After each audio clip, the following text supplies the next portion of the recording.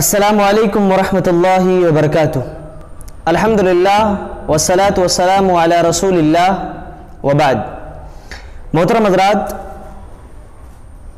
मैं असरार काशिफ दरियाबादी एक बार फिर आप सभी का आपके ही इस चैनल अल कुरान व सुन्ना में इस्तकबाल करता हूँ। दोस्तों, कोविड-19 की वजह से इस वक्त पूरी दुनिया के अंदर एक अजीब व गरीब अफरा तफरी का माहौल है। लोग अपने अपने घरों में हैं, बहुत बड़ी महामारी मची हुई है, लाखों की तादाद में मौतें हो रही हैं। हम दुआ करते हैं कि अल्लाह ताला इस बीमारी से दुनिया को निजात दे दे और हम सबको अल्लाह ताला अपनी आफियत में ले ले, और जो लोग चालबाजियाँ कर रहे हैं अल्लाह ताला उन्हें कैफिर किरदार तक पहुँचाए। दोस्तों, ऐसे मौके पर जब हम रमज़ान की इस माह मुबारक में अल्हम्दुलिल्लाह उसका अक्सर व बेशतर हिस्सा हम गुजार चुके हैं और चंद दिनों के बाद इंशाअल्लाह हम ईद की नमाज भी पढ़ेंगे। ऐसे मौके पर कई जगहों से सवालात आ रहे हैं कि ईद की नमाज आखिर कहाँ पढ़ी जाए, घर में अदा करें या ईद की नमाज हम मस्जिद में पढ़ें या ईदगाह में पढ़ें, आखिर कहाँ? अगर घर में पढ़ें तो फिर उसकी दलील क्या है? अलग अलग बातें और अलग अलग फतवे लोग यूट्यूब पर अपलोड करते जा रहे हैं जिसका कोई सरो पैर नहीं है। कोई कह रहा है कि उसके बदले चाश्त की नमाज पढ़ ली जाएगी, तो कोई कह रहा है कि नहीं, ईद की नमाज घर में नहीं होगी। अलग अलग बातें, यूँ कह लीजिए कि हज़ार मुँह और हज़ार बातें हो रही हैं। मेरे भाइयों, ऐसे मौके पर मैं आपको बताता चलूँ कि इस्लाम के बुनियादी उसूल को जब तक हम नहीं समझेंगे तब तक हम इस मसले की गहराई व गिराई तक नहीं पहुँच सकते। देखिए, जहाँ तक रही बात ईद की, तो ईद उल फित्र की नमाज के बारे में असल ये है कि इज्तिमाइयत के साथ, इज्तिमाइयत के साथ इसे ईदगाह में अदा किया जाना चाहिए। ये ईद की नमाज के लिए असल है कि हमारी शरीयत के अंदर एक उसूल है, एक ज़ाब्ता है कि जब कोई इबादत किसी उज़्र की बुनियाद पर उसकी अपनी शक्ल पर, यानी असल जो उसकी शक्ल है उस पर अदा करना मुश्किल हो या मुहाल हो या बिल्कुल भी मुमकिन ना हो, तो ऐसे मौके पर हम देखेंगे कि अल्लाह के नबी सल्लल्लाहु अलैहि वसल्लम की क्या रहनुमाई है, नबी सल्लल्लाहु अलैहि वसल्लम ने उसके बारे में हमें क्या तालीम दी है, आपने क्या सिखाया है। इजमाली तौर पर उसकी 3 सूरतें बनती हैं, तीनों का तज़किरा इंशाअल्लाह मैं करूँगा, उसके बाद आपके सामने ये मसला वाज़ेह हो जाएगा। देखिए, पहली सूरत तो ये है कि किसी भी इबादत को अगर हम किसी उज़्र की बिना पर छोड़ देते हैं तो उसके बारे में नबी सल्लल्लाहु अलैहि वसल्लम की रहनुमाई ये हो कि आप सल्लल्लाहु अलैहि वसल्लम ने उस इबादत को उसी शक्ल में अंजाम दिया हो, बगैर किसी तब्दीली के, ब्याई नहीं, जैसे वो छूट गए वैसे आपने अंजाम दे दिया। जैसे कि ज़ोहर की नमाज है, अगर ज़ोहर की नमाज फौत हो गई तो उसके बारे में नबी सल्लल्लाहु अलैहि वसल्लम का हुक्म यह है कि उसकी जो क़ज़ा होगी बगैर किसी कमी और ज़्यादती के होगी, 4 रकात आपको पढ़ लेना है। ये पहली सूरत हुई। दूसरी सूरत यह है कि हालत उज़्र में उस इबादत को उसकी शक्ल में अदा ना किया जा सके, बल्कि नबी सल्लल्लाहु अलैहि वसल्लम की तरफ से उसके लिए कोई दूसरी रहनुमाई मौजूद हो। जी हाँ, कोई दूसरी रहनुमाई मौजूद हो। जैसे कि मिसाल के तौर पर जुमा की नमाज होती है, अगर किसी शख्स की जुमा की नमाज फौत हो जाए जो कि 2 रकात है, तो फौत हो गई 2 रकात, अब पढ़ना कितना है? अल्लाह के नबी सल्लल्लाहु अलैहि वसल्लम की रहनुमाई है वो 4 रकात ज़ोहर की नमाज पढ़ लेगा। जी, 4 रकात ज़ोहर की नमाज वो पढ़ेगा।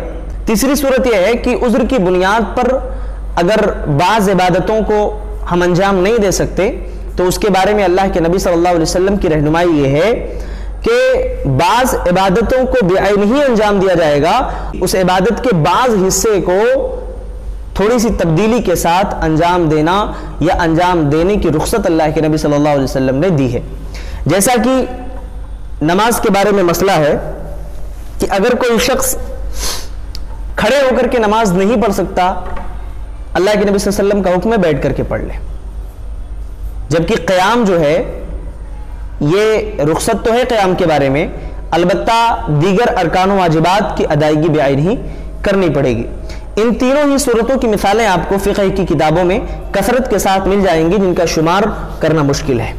ये तो उस सूरत की बात हो गई जब हमें कोई उज़्र दरपेश हो तो अल्लाह के नबी सल्लल्लाहु अलैहि वसल्लम की क्या रहनुमाई है, کیا آپ صلی اللہ علیہ وسلم کی سنت ہے, کیا آپ نے بتایا اور سمجھایا اپنی امت کو. البتہ اگر کوئی ایسا مسئلہ ہمیں درپیش ہو کہ اللہ کے نبی صلی اللہ علیہ وسلم کی کوئی رہنمائی ہمیں نہیں مل رہی ہے, اللہ کے نبی صلی اللہ علیہ وسلم کی طرف سے کوئی حدیث, نہ آپ کا قول ہے, نہ فعل ہے, نہ تقریر ہے, کچھ بھی نہیں ہے, تو ہم کیا کریں گے؟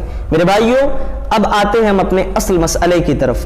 جیسا کہ آپ کو معلوم ہے کہ عید کی نماز کا مسئلہ ہے, اور اس عید کے مسئلے پر کہ ہم عیدگاہ میں نہ پڑھ کر کے اپنے گھر میں پڑھیں گے, اس پر نبی صلی اللہ علیہ وسلم کا کوئی قول موجود نہیں ہے, آپ کا کوئی فعل موجود نہیں ہے, تو ہم کیا کریں؟ ہمیں دیکھنا ہوگا کہ صحابہ نے کیا عمل کیا ہے. کیا صحابہ کرام کی زندگی میں ایسا سچویشن آیا؟ کیا کبھی ایسی پریشانیاں آئیں؟ تو پھر انہوں نے کیا عمل انجام دیا؟ آئیے ہم اس کو دیکھتے ہیں. امام بخاری رحمۃ اللہ علیہ نے اپنی صحیح کے اندر ایک باب قائم کیا ہے, باب اذا فاتہ العید یصلی رکعتین وکذلک النساء ومن کان فی البیوت والقرى. اس باب کے تحت انہوں نے ایک حدیث انس بن مالک رضی اللہ تعالیٰ عنہ کا ایک عمل انہوں نے ذکر فرمایا ہے کہ وَأَمَرَ أَنَسُ بن مالک مولاہم ابن ابی عتیبہ. انس بن مالک نے اپنے غلام جن کا نام ابن ابی عتیبہ ہے, ان کو یہ حکم دیا کہ فَجَمَعَ أَهْلَهُ وَبَنِيهِ, کہ مقام زاویہ میں اپنے اہل و عیال کو جمع فرمائیں. وَصَلَّى كَصَلَاةِ أَهْلِ الْمِصْرِ وَتَكْبِيرِهِمْ. اس کے بعد انس بن مالک نے رضی اللہ تعالی عنہ نے ان کو شہر والوں کی طرح عید کی نماز پڑھائی تکبیرات زوائد کے ساتھ. امام بہقی رحمۃ اللہ علیہ نے السنن الکبریٰ میں انس بن مالک ہی کے بارے میں ایک روایت ذکر فرمایا ہے کہ کان انس اذا فاتته صلاة العید مع الامام جمع اہلہ فصلى بهم مثل صلاة الامام فی العید. فرمایا کہ جب انس بن مالک کی عید کی نماز امام کے ساتھ فوت ہو جاتی تھی تو وہ اپنے گھر والوں کو جمع کرتے اور انہیں امام ہی کی طرح نماز پڑھایا کرتے تھے. ان روایتوں سے یہ بات صاف ہو جاتی ہے کہ عید کی نماز اگر عیدگاہ میں ادا نہیں کیا جا سکا کسی عذر کی بنیاد پر, تو اسے گھر میں ادا کیا جائے گا, اور اس کی اصل شکل میں, یعنی 2 رکعت تکبیرات زوائد کے ساتھ. اب 2 رکعت کیسے پڑھنے ہیں؟ جیسے فجر کی نماز ہم پڑھتے ہیں ویسے 2 رکعت پڑھنا ہے, بس اس میں شامل اتنا کرنا ہے کہ ہم پہلی رکعت میں تکبیر تحریمہ اور ثنا کے بعد کیا پڑھیں گے؟ 7 زائد تکبیرات کہیں گے, اور دوسری رکعت میں سورہ فاتحہ سے پہلے 5 زائد تکبیرات ہم کہیں گے. اب سوال یہ پیدا ہوتا ہے کہ لاک ڈاؤن کی صورت میں ہم اپنے گھروں میں عید کی نماز تو پڑھ لیں گے, لیکن عید کی نماز پڑھنے کی دلیل صحابی کے عمل سے تو مل گئی, یہ مسئلہ حل ہو گیا. اب دوسرا مسئلہ کھڑا ہوتا ہے کہ بھائی خطبہ دیا جائے گا کہ نہیں دیا جائے گا. بہت سارے احباب ہمارے کہہ رہے ہیں کہ دیکھیے خطبہ دینا ضروری ہے, اس لیے ضروری ہے کیونکہ اللہ کے نبی صلی اللہ علیہ وسلم نے دیا ہے اور آپ صلی اللہ علیہ وسلم کا یہ عمل ہے, لہٰذا ایسا کرنا ضروری ہوگا. دیکھیے اس کا جواب جاننے کے لیے شروع میں جو میں نے اصول بتایا ہے اس کو سمجھنا اور اس کو برتنا بہت ضروری ہے. وہ یہ ہے کہ اگر اصحاب آزار کے لیے جو کہ کسی پریشانی میں, کسی پرابلم میں ہیں, کسی عبادت کو بے عینی ہی باقی رکھا گیا ہو تو اسے بے عینی ہی ادا کرنا ہے, اور اگر اس میں کوئی تبدیلی کی گئی ہو تو اس تبدیلی کے ساتھ اسے ادا کرنا ہوگا. آپ غور کریں انس بن مالک کی روایت کو, تو اس میں یہ ذکر ہے کہ انہوں نے نماز پڑھائی اپنے غلام کے ساتھ, ہے نا, تکبیرات زوائد کے ساتھ. یہاں پر تکبیرات زوائد کا ذکر تو کیا گیا, لیکن خطبے کا ایک اہم سنت ہے اس کا تذکرہ نہیں کیا گیا. اس کا مطلب یہ ہے کہ خطبہ انہوں نے نہیں دیا.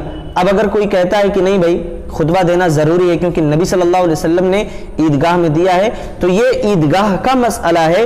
گھر میں نے کہا اس اصول کو سمجھنا ضروری ہے. اگر عذر کی بنیاد پر ہم اس عبادت کو اپنے گھر میں انجام دے رہے ہیں تو چونکہ شکل بدل گئی, اب دیکھنا ہے کہ اس شکل میں صحابی نے اس عمل کو کیسے کر کے بتایا ہے. جیسے انہوں نے کر کے بتایا اور سمجھایا ہے ویسے ہم کو کرنا پڑے گا. تو اب پتہ یہ چلا واضح طور پر کہ خطبہ گھر کے اندر اس لیے نہیں دیا جائے گا کیونکہ صحابی رسول انس بن مالک رضی اللہ تعالیٰ عنہ سے یہ عمل ثابت نہیں ہے, صرف عید کی نماز 2 رکعت تکبیرات زوائد کے ساتھ ثابت ہے.